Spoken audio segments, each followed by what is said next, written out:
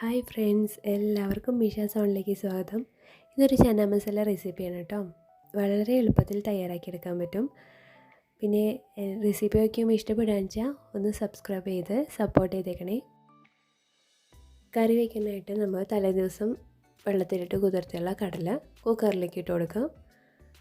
ആവശ്യത്തിന് വെള്ളം ഒഴിച്ച് കൊടുക്കാം. കടലയ്ക്ക് മുകളിലായിട്ട് വേണം എപ്പോഴും വെള്ളം നിൽക്കാനായിട്ട്. ഉപ്പും മഞ്ഞൾപ്പൊടി ഇട്ടിട്ട് വേവിച്ചെടുക്കാം. ഇനി ഒരു ചട്ടിയിലേക്ക് എണ്ണ ഒഴിച്ച് കൊടുക്കുക. ഞാനിപ്പോൾ സൺഫ്ലവർ ഓയിലാണ് എടുത്തിരിക്കുന്നത്. വെളിച്ചെണ്ണ ഇഷ്ടമുള്ളതൊക്കെ അതെടുക്കാം. അതിലേക്ക് ജീരകം ഇട്ട് കൊടുക്കാം.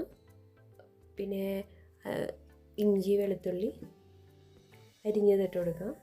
അതിൻ്റെ ഒരു പച്ചമണം മാറി വരുമ്പോൾ നമുക്ക് നീളത്തിൽ അരിഞ്ഞുള്ള സവോള ഇട്ട് കൊടുക്കാം കേട്ടോ.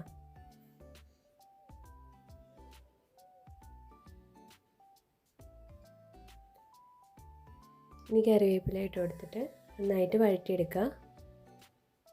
ഈ സവാള ഒരുവിധം വഴന്ന് വരുമ്പോൾ നമുക്ക് മസാലപ്പൊടികൾ ഇട്ട് കൊടുക്കണം. ഇപ്പോൾ ഏകദേശം വഴന്ന് വന്നിട്ടുണ്ട്. ഇനി പൊടികൾ ഇട്ട് കൊടുക്കാം. മഞ്ഞൾപ്പൊടി ഇട്ട് കൊടുക്കാം. 1 ടേബിൾ സ്പൂൺ മല്ലിപ്പൊടി, 1/2 ടേബിൾ സ്പൂൺ മുളക് പൊടി എരിവിനനുസരിച്ചിട്ട് എടുക്കാം. നന്നായിട്ടൊന്ന് ഇളക്കി കൊടുക്കാം. ശേഷം ഞാൻ ഈസ്റ്റേണിൻ്റെ ചിക്കൻ മസാലയാണ് എടുത്തിരിക്കുന്നത്. അത് കുറച്ചിട്ട് കൊടുക്കാം. ഒരുപാട് വേണ്ട, കുറച്ച് മാത്രം.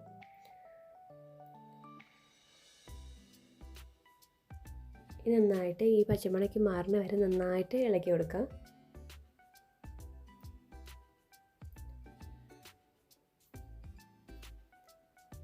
ഇനി ഒരുവിധം മൂത്ത് വരുമ്പോൾ, മസാലയ്ക്ക് നന്നായി മൂത്ത് വരുമ്പോൾ തക്കാളി ഇട്ട് കൊടുക്കാം. ഇത് നന്നായിട്ട് ഈ തക്കാളി വെന്തുടഞ്ഞ് നല്ല പേസ്റ്റ് പരുവത്തിലാവണം. ജസ്റ്റ് ഒന്ന് ഞാൻ മൂടി വയ്ക്കുന്നുണ്ട്. ഈ നേരം കൊണ്ട് നമുക്ക് ഒരു 5-6 കാഷ്യൂനട്ട് കുതിർത്ത് വെച്ചതാണ്, അത് അരച്ചെടുക്കാം. ഗ്രേവി കൂടുതൽ വേണമെന്നുള്ളവർ കൂടുതൽ കാഷ്യൂ എടുക്കാം.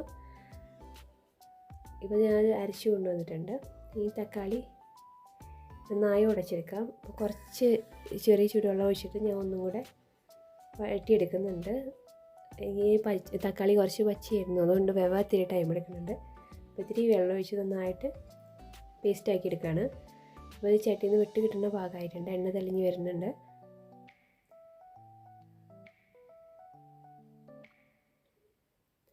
ഇപ്പോൾ നല്ല പാകത്തിനായിട്ടുണ്ട്.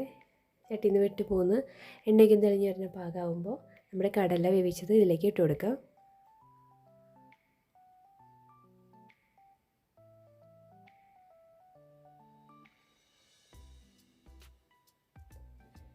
ഗ്രേവി കൂടുതൽ വേണമെന്നുള്ളവർ കുറച്ചും കൂടെ വെള്ളം ഒഴിച്ച് കൊടുക്കാം.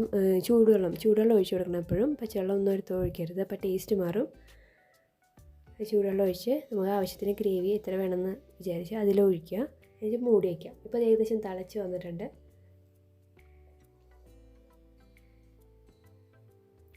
ഇനി ഇതിലേക്ക് നമ്മൾ അരച്ച് വെച്ചിട്ടുള്ള കാഷ്യൂ ഒഴിച്ച് കൊടുക്കാം.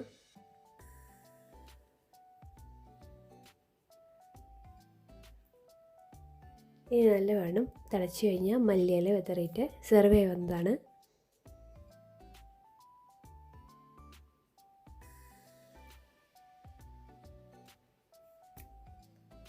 ചിലർക്കൊന്നും ഈ വെള്ളക്കടല വലിയ താല്പര്യമില്ല, പക്ഷേ ഈ ഒരു രീതിയിൽ കറി വെച്ച് കഴിഞ്ഞാൽ നല്ല ടേസ്റ്റാണ്. എല്ലാവരും ഒന്ന് ട്രൈ ചെയ്ത് നോക്കാം. കാഷ്യൂ പേസ്റ്റ് അയക്കുമ്പോൾ നല്ല ടേസ്റ്റാണ്. അപ്പോൾ അപ്പത്തിനും ഇടിയപ്പത്തിനൊക്കെ നല്ല കോമ്പിനേഷനാണ്. എല്ലാവരും ട്രൈ ചെയ്യണം. താങ്ക്